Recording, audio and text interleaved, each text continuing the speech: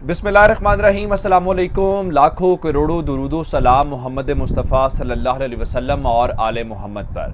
मैं हूं उमर दराज गोंदल और आप मेरा फेसबुक और यूट्यूब चैनल देख रहे हैं।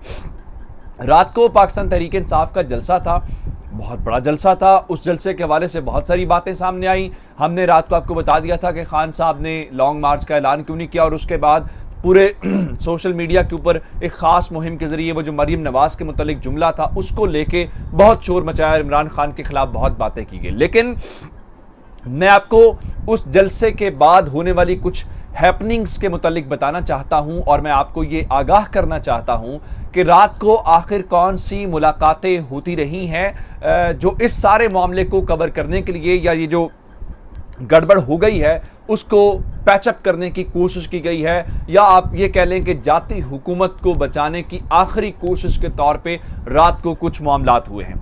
दूसरे नंबर के ऊपर चल के मैं आपसे ये बात करूंगा कि इमरान खान मुल्तान से उन्होंने जाना था इस्लामाबाद अपनी बनी गाला ज़ाती रिहाइश गाह के ऊपर, लेकिन खान साहब बनी गाला नहीं गए। रात को वो किसी और मकाम के ऊपर मुंतकिल हुए।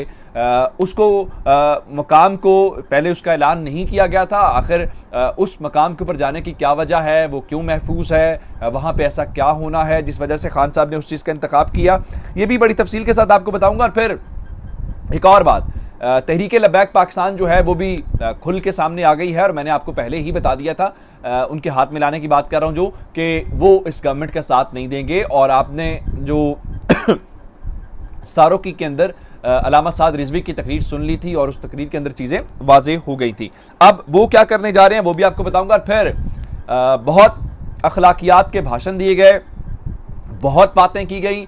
इमरान खान के खिलाफ रात को पूरी मुहिम चलाई जा रही है, वो रंगे हाथों पकड़े गए हैं। किस तरह से वो तमाम तफसीलात आपके सामने रखेंगे। लेकिन अगर आपने अभी तक चैनल सब्सक्राइब नहीं किया और आप चाहते हैं कि आपको मुस्तनद और बरवक्त खबरें मिलती रहें, तो हमारा चैनल सब्सक्राइब कर लीजिए, बेल आइकन के ऊपर क्लिक कर लीजिए, ताकि हमारी आइंदा आने वाली वीडियोज़ बरवक्त आप तक पहुँच रहे। कल जलसे के बाद हुकूमत वालों के ऊपर रात बहुत भारी गुजरी है। अगर देखा जाए तो हर गुजरता लम्हा ही उनके लिए भारी है, क्योंकि हर गुजरता लम्हा उन्हें इलेक्शन के करीब ला रहा है, हुकूमत से दूर कर रहा है और उनको मुश्किलात में फंसाता हुआ चला गया है।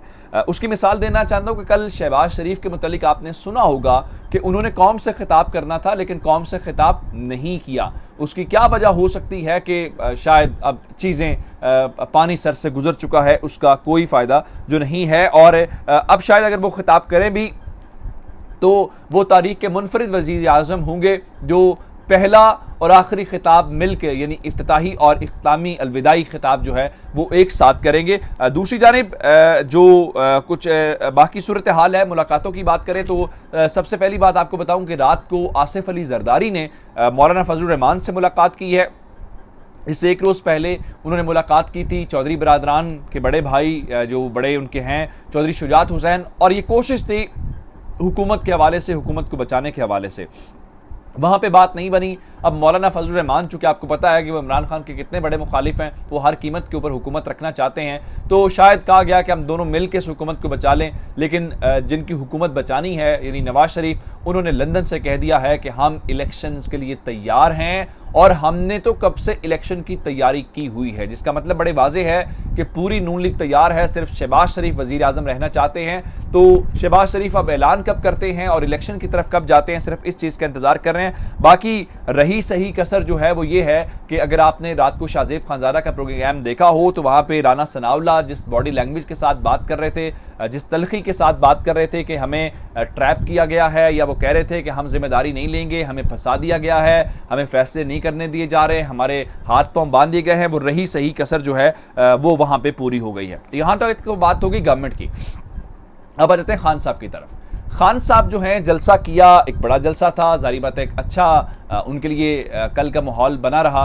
तो उसके बाद उन्होंने बनी गाला या अपनी ज़ाती रिहाइश का इस्लामाबाद जाना था, लेकिन खान साहब वहाँ पे नहीं गए। और खान साहब ने मुल्तान से जो सीधी परवाज़ भरी है या उड़ान भरी है वो पेशावर के लिए थी। रात को वो डायरेक्ट पेशावर पहुंचे हैं। अब आप सवाल करेंगे कि पेशावर ही क्यों गए हैं, और पेशावर से ही एक पहली मैं आपको खबर दे चुका हूं कि उन्होंने कहा कि हम चूंकि इस्लामाबाद मार्च पेशावर से करें ऐलान करेंगे तो पेशावर की बहुत तकलीफ हुई। हालांकि उसकी एक वजह जो मेन है वो ये है कि उनका वो गढ़ है और सबसे ज़्यादा जो अफरादी कुव्वत है वो भी पेशावर से ही आएगी, तो इसलिए उन्होंने उसका इंतखाब किया। लेकिन रात को वहाँ जाने का जो पर्पज़ था वो राना सनाउल्लाह और हुकूमत के बहुत सारे मनसूबों को मट्टी में मिलाने के मुतरादिफ वाली बात थी, क्योंकि खबरें शायद ये थी कि ये सोचते हैं कि हम उनको गिरफ्तार भी कर सकते हैं, उनको हाउस अरेस्ट भी किया जा सकता है। इसलिए चूँकि खैबर पख्तूनख्वा के अंदर इमरान खान की अपनी हुकूमत है, उनकी अपनी जमात की हुकूमत है, वो सबसे सेफ प्लेस है और फिर वहाँ पे मुशावरत भी होंगी। शायद कोई अहम मुलाकातें, फैसले, चीज़ें जो है वो पेशावर के अंदर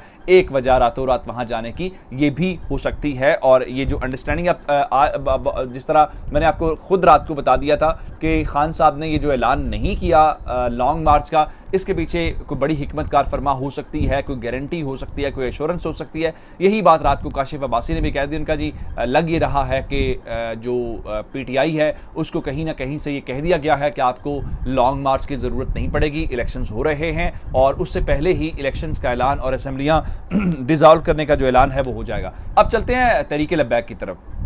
तहरीक लब्बैक के मुतालिक मैंने आपको बता दिया था कि वो किसी तौर पे भी इस हुकूमत की तायद या इसकी हिमायत नहीं करेंगे, बल्कि वो इस हुकूमत के ख़िलाफ़ जाएंगे।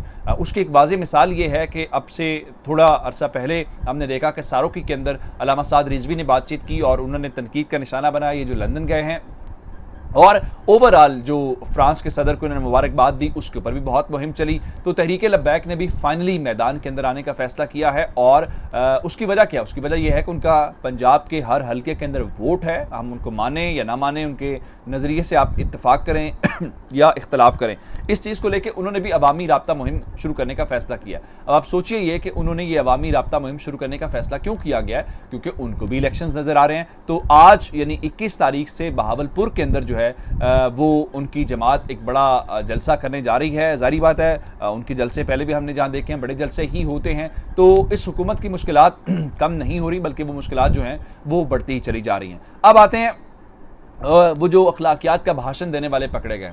रात को जी नवाज शरीफ अपनी रिहाइशगाह से बाहर आए तो उन्होंने इमरान खान के ऊपर कहा कि इस शख्स को पता ही नहीं है कि बहन बेटी की इज़्ज़त क्या होती है। और फिर यही बात जरदारी साहब ने की, जी बहन बेटियों वाले जो होते हैं, बिल्कुल ठीक बातें हैं। मैंने आपको कल कह दिया था मेरी ज़ाती राय के मुताबिक इमरान खान को मरियम के ऊपर कमेंट नहीं करना चाहिए था। खान साहब का कद उससे बड़ा है, खान साहब को इस लेवल के ऊपर आके बात ही, और खान साहब का ये खासा रहा है कि वो ख़वातीन के ऊपर कमेंट नहीं करते, जिसकी एक वाज़ेह मिसाल आयशा गुला लई के बारे में, उनके बारे में कितनी कैंपेन हुई, लेकिन खान साहब ने कभी आयशा गुला लई के बारे में एक लफ्ज़ नहीं बोला।